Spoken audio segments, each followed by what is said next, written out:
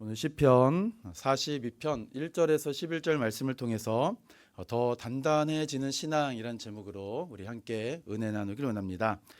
사랑하는 성도 여러분, 12월은 본격적으로 겨울을 맞이하는 시간이죠. 그래서 우리의 삶이 조금 움츠러드는 것이 사실입니다. 저도 추운 것을 마주하는 게 참 싫은데요.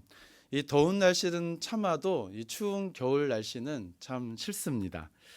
우리의 삶에도 사계절이 있고 특히 지금 같은 겨울이 있듯이 우리 신앙에도 계절이 있죠. 그중 가장 견디기 힘든 계절이 바로 겨울인데요. 이 신앙의 계절 겨울이 왜 힘들까요? 기도가 메마르고 마음이 얼어붙고 하나님이 멀리 계신 것만 같은 느낌이 들기에 찬송을 부려도 때로는 예배를 드려도 공허한 마음이 사라지지 않는 것이 바로 겨울을 맞이한 움츠린 우리들의 모습인 것 같습니다. 마치 우리 영혼이 길이 없는 벼랑 끝에 서 있는 것 같은 그런 마음이 드는 계절, 바로 겨울이죠. 우리 성도님의 신앙의 계절은 어떻습니까? 혹시 이 가운데 오신 분 중에 겨울의 시즌을 보내고 계신 분이 있지 않을까요? 오늘 본문이 우리의 상태를 너무나 잘 알고 있기 때문에 이렇게 이야기합니다. 5절 말씀같이 내 영혼아 내가 어찌하여 낙심하며 어찌하여 내 속에서 불안해하는가. 우리들의 모습이죠. 불안, 근심, 걱정, 염려. 그리고 이러한 환경과 상황으로 말미암아 움츠러들이는 그 현실. 그러나 성경은 이 신앙의 계절 탓으로 우리가 처한 이 겨울 같은 움츠리고 또 얼어붙고 또한 뭔가 내키지 않고 공허한 마음이 드는 것, 우리의 신앙을 비정상이다라고 이야기하지 않고 오히려 하나님 백성의 정상적인 신앙의 모습이다라고 이야기합니다. 왜 그럴까요?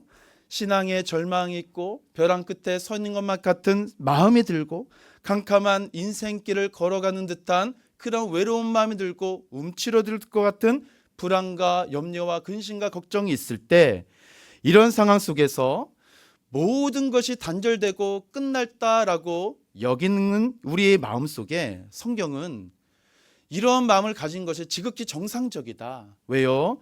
오히려 하나님만 의존하는 의존성의 신앙을 발견할 수 있는 유일한 길, 우리가 고난 속에 처해 있을 때, 우리가 어려움에 처해 있을 때, 때로는 움츠러들고 마음이 외로울 때 살아계신 하나님 한 분만을 의존할 수 있는 유일한 때가 바로 우리가 지금 신앙의 겨울을, 이 시즌을 보내고 있는 것이 아닌가, 성경은 이렇게 이야기하는 것이죠. 그래서 오늘 본문은 이런 하나님 의존의 신앙을 분명하게 가르쳐주는 말씀입니다. 시편 42편은 이 고라 자손들의 교훈시인데요. 이 고라 자손은 이 다윗 시대의 성전을 섬기고 또 성전에서 하나님께 찬양하는 찬양대원으로 임명된 사람들입니다. 그런데 지금 오늘 우리가 읽은 본문 말씀같이 시인은 극심한 고난에 처해 있습니다. 그 고난의 이유를 우리가 무엇인지 정확하게 알 수는 없지만 절망하지 않고 오히려 하나님께 찬송을 드리고 절망 속에서 하나님 앞에 소망으로 나아가는 시인의 모습을 볼 수가 있는데요. 그 고난의 정점이 무엇일까요? 3절 말씀에 내 하나님이 어디에 있느냐라는 것입니다. 지금 고라 자손들에게 내가 믿는 하나님 어디 있느냐? 너가 정말 하나님 믿는 건 맞느냐라고 조롱하고 비웃음과 조소로 지금 고라 자손들을 공경에 처해 만든 것이죠. 그래서 내 하나님이 어디 있느냐라는 이 말씀을 가지고 하나님 앞에 나와 탄식하며 기도하는 것입니다. 하나님을 섬기는 삶을 대적하는 원수들의 무리가 이들을 지금 공경에 처하게 만든 것입니다. 이 악인들은 하나님의 살아계심을 무시하는 이들입니다. 너를 도와줄 하나님은 없다. 그러니 하나님께 소망을 두지 말아라. 하나님은 너와 함께하지 않는다라고 지금 고라 자손들을 향하여서 이 세상 원수들은 단정지으며 이야기하는 것입니다. 자신들의 악한 행동을 하나님이 알고 계신가, 그들의 행위에 대해서 반드시 심판하신다라는 것에 대해서는 무지하면서 지금 하나님을 믿고 섬기는 모든 성도들과 그분의 백성들을 향하여 지금 조소하고 있는 것이죠. 이러한 고통과 조롱의 시간 속에서 이 자신의 영혼이 하나님을 향한 갈급함으로 탄식하며 나아가는 이 고라 자손들, 어떻게 비유하고 있을까요? 사슴이 시냇물을 찾기에 갈급한 같이 내 영혼을 주를 찾기에 갈급하나이다 라고 사슴의 목마른 사슴에 빗대어 자신들이 처한 이 현실을 이야기합니다. 물을 찾아 헤매는 상황, 생존의 필수이고 또 목마름을 유지하기 위한 무조건적인 반응입니다. 그래서 지금 고라 자손들이 지금 시편 42편을 기록하면서 지금 그들의 마음이 얼마나 가련하고 애처롭게 물을 구하는지 모릅니다. 사랑하는 성도 여러분, 우리들의 삶은 겨울과 같은 차가움으로 신앙에 대한 저항과 주소를 많이 받는 것이 사실 우리들이 처한 삶의 연속이고 현실입니다. 우리 성도님들은 신앙생활 때문에 혹시나 이런 외부에서 공격, 때로는 조소, 비아냥, 비웃음을 받아보신 적이 있으십니까? 원수의 공격과 하나님을 무시하는 태도 앞에 그때 우리는 무엇을 하였습니까? 아무것도 할 수 없이 당하고만 계셨습니까? 조롱과 무시가 가져오는 고통으로 그저 절망만 하셨습니까? 하나님께서는 그런 모든 상황을 외면하지 않으시죠. 오늘 시인과 같이 생존 본능으로 하나님을 찾는 자를 기다리십니다. 그리고 주야로 눈물이 음식이 될 정도로 하나님 앞에 나와 부르짖고 기도하는 그 한 사람, 하나님께서 만나 주시는 것입니다. 아니, 만나야만 사는 것이죠. 만나야만 우리가 사는 것입니다. 왜요? 하나님이 저와 여러분의 생명의 근원이 되시기 때문입니다. 주님을 찾을 때 살아나는 것입니다. 이런 관점으로 오늘 신앙의 겨울과 같은 깊은 얼음 골짜기를 지나가는 사랑하는 성도 여러분, 하나님께서는 인생의 사계절을 빚어 놓으셨듯이 신앙생활에서도 피할 수 없는 인생의 겨울을 만날 때 이것이 우연이 아니라 하나님의 섭리 아래 우리가 들어와 있음을 발견하게 하시고 인생의 겨울, 신앙의 겨울을 통하여서 더 이상 우리가 절망하고 후퇴하는 인생이 아니라 소망을 하나님께 둘 때 그 인생을 하나님께서 살리신다는 소망을 발견하는 은혜의 시간 되길 주님의 이름으로 축원함을 드립니다. 첫 번째로 신앙의 겨울이 찾아올 때 우리 성도 여러분, 은혜의 공방을 찾으십시오. 은혜의 공방 어디에 있을까요? 안양로 510번 길 9번지에 있습니다. 혹시 이 주소를 아십니까? 우리 교회죠.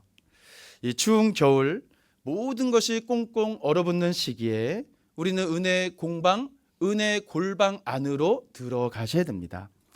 신앙을 얼어붙게 만드는 많은 요인들이 있겠죠. 이럴 때일수록 우리는 세상과 사람을 바라보는 것이 아니라 계시된 성경 66권 이 말씀 중심을 통하여서 참된 갈망의 유일한 대상이 되시는 살아계신 하나님께만 소망을 두는 자, 그가 바로 살아나는 신앙, 은혜의 골방 안으로 들어온 자입니다. 누구나 벼랑 끝에 서면 두려움을 느낍니다. 그리고 오늘 말씀같이 신앙을 조소하고 하나님을 대적하는 자들이 우리를 둘러싸고 있으면 두려움을 느끼는 것이 사실이죠. 더 이상 길이 없어 보이고 벼랑 끝에 서 있는 것 같아 보이고 소망이 없어서 모든 것이 꽁꽁 얼어붙어버린 것만 같은 그러한 현실 속에서 많은 이들이 공통적으로 하는 것이 바로 포기하고 절망하고 그리고 세상과 사람들과 타협하는 것입니다. 그러나 하나님의 사람은 이러한 상황 속에서 절망하지 아니하고 타협하지 않습니다. 왜요? 저와 여러분은 믿음으로 사는 자들이기 때문에 그렇습니다. 믿음으로 사는 자들 하나님께서는 반드시 살리시기 때문이죠.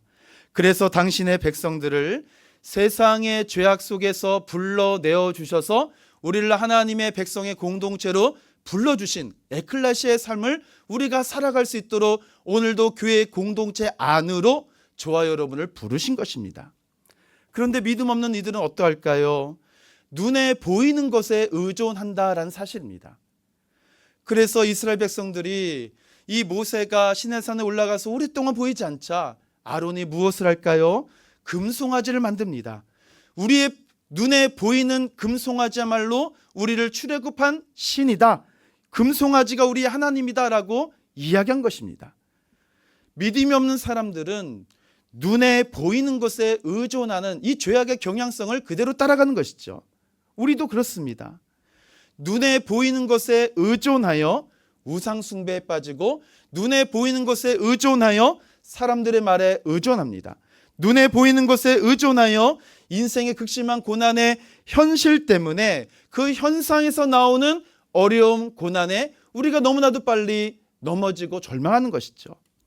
내 뜻대로 안 되어 더욱 실망하고 하나님이 어디 있느냐라고 이야기하는 세상 사람들과 똑같은 생각과 마음으로 포기한다는 것입니다. 이것이 저와 여러분이 가지고 있는 내면의 모습이죠. 원죄의 부패성이 남아있는 비참한 인생에 빠진 모습입니다. 그래서 신앙의 겨울이 오면 오히려 우리는 이 기회를 어떻게 삼아야 될까요? 이 신앙의 겨울이 올 때 때로는 이러한 원수들이 수많은 공격을 퍼부을 때 나 자신의 내면의 죄를 더 정확하게 발견할 수 있고 내면의 내 자아가 얼마나 위축되고 있는가라는 것을 마주할 수 있는 귀한 시간입니다. 이때 하나님은 우리를 낮추셔서 깊은 회개의 자리, 죄악에서 돌이킬 수 있는 은혜의 자리로 인도하시는 것입니다.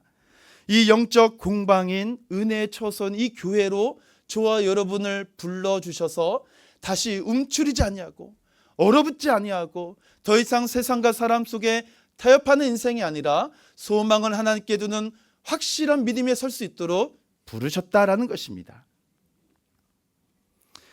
그래서 이 말씀을 준비하면서요, 지금 이제 목사님께서 말씀하셨듯이 특별 새벽기도회가 이제 2주차를 마치고 3주차로 접어들고 있는데요.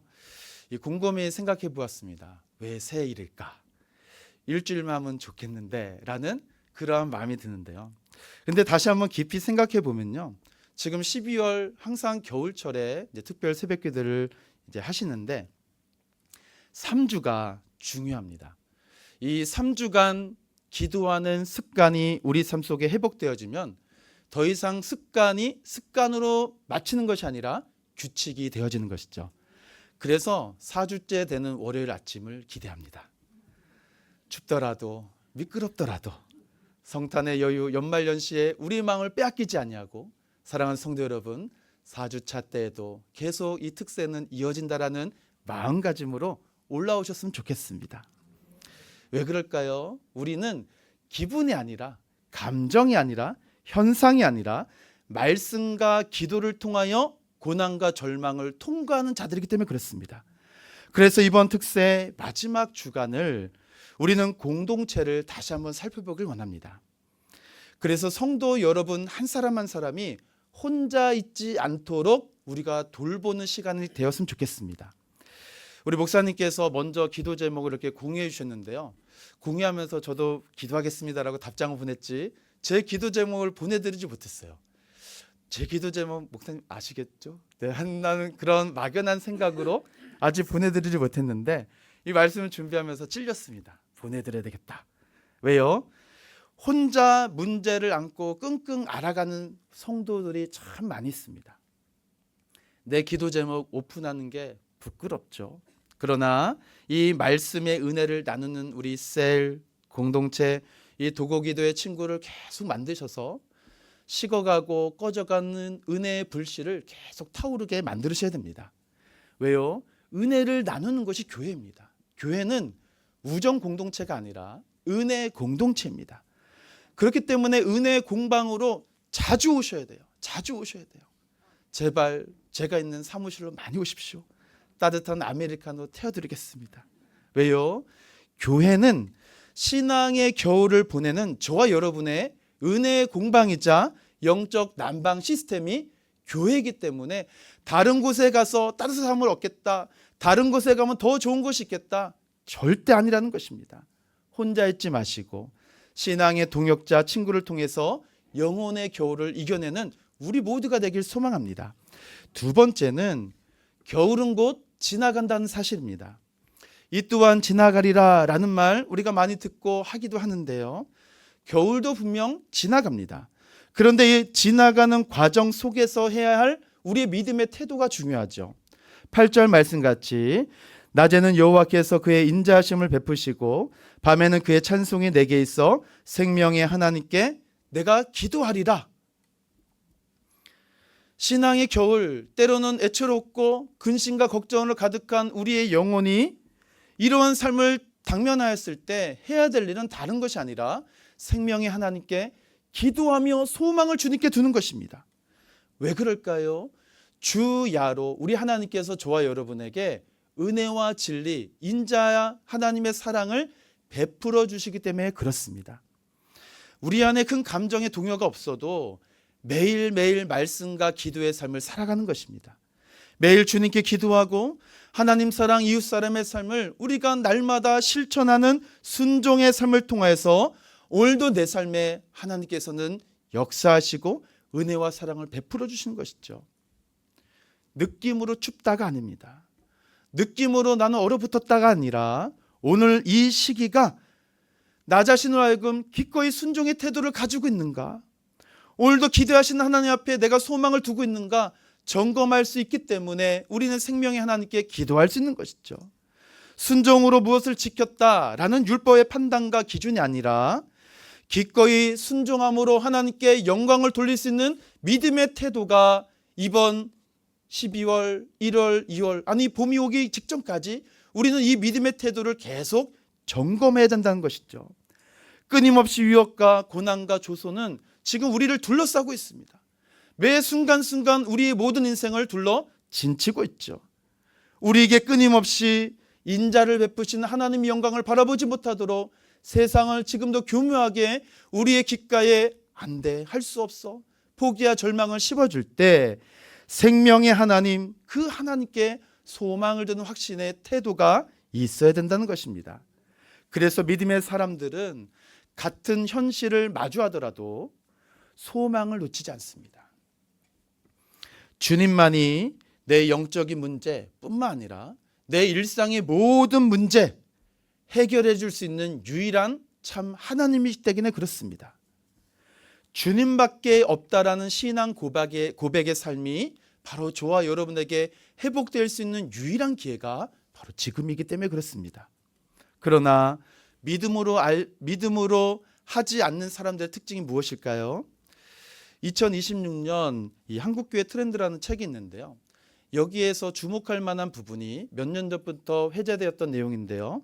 바로 무속에 빠진 그리스도인입니다.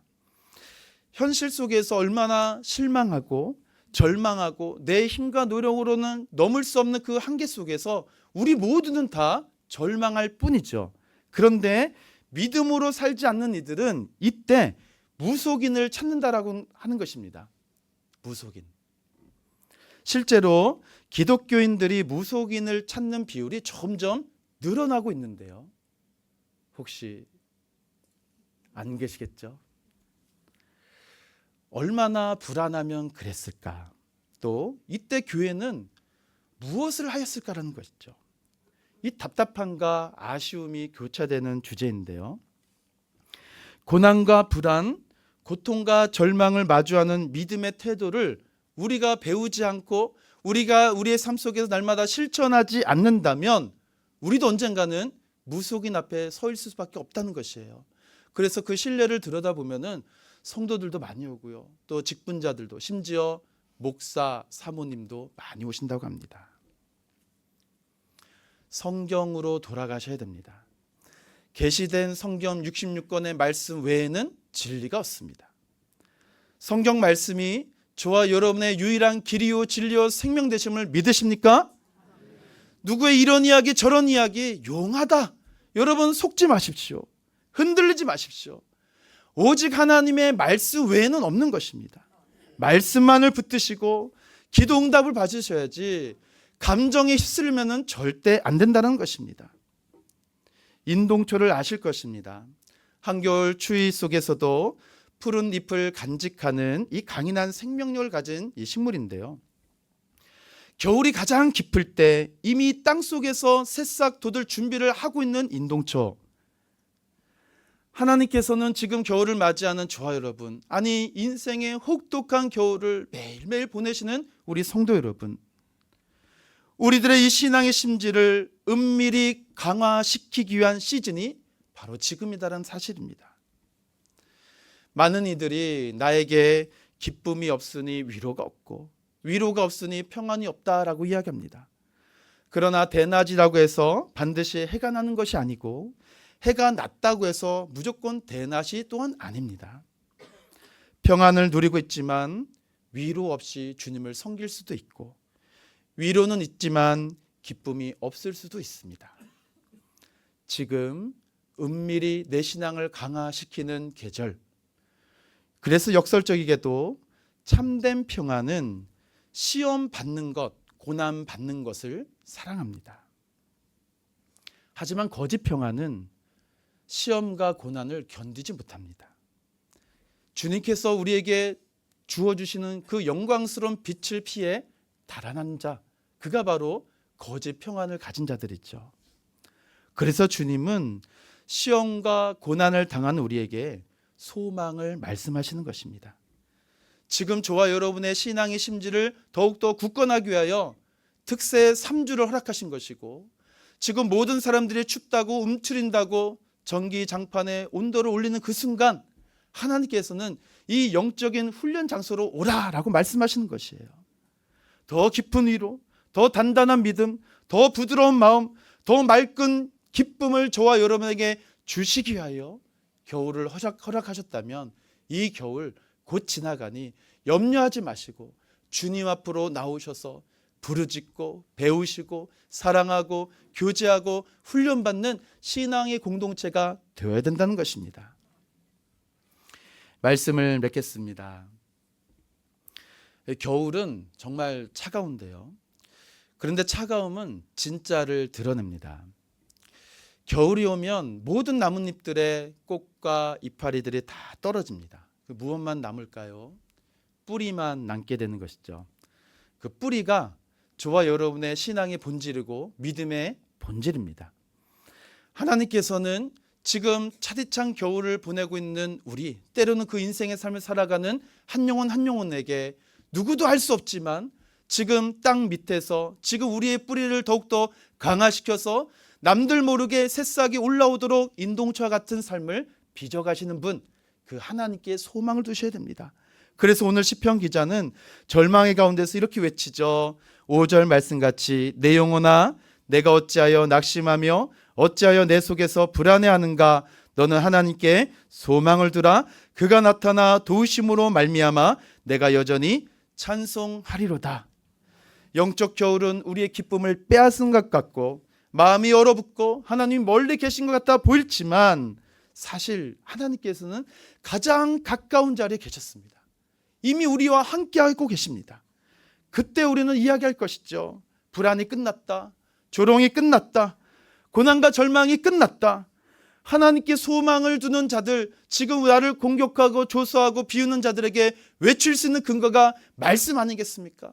우리의 능력 자랑이 무엇이겠습니까? 하나님의 말씀 의지하는 자에게 주어진 참된 소망, 오늘도 나타나셔서 역사하시는 소망 되신 그 하나님께 우리가 함께 한다면 세상 다 망해도, 세상 다 끝나도 변하지 않는 소망 되신 우리 하나님께 우리가 붙어 있으니 자기 백성에게 더 이상 차디찬 시련의 계절을 허락하지 않으신다는 것입니다. 말씀으로 살아나는 회복과 소망의 삶을 반드시 역사하신다는 것이죠. 그 하나님께 소망을 두는 우리 사랑하는 모든 믿음의 성도 되기를 주님의 이름으로 축원함을 드립니다. 기도하겠습니다.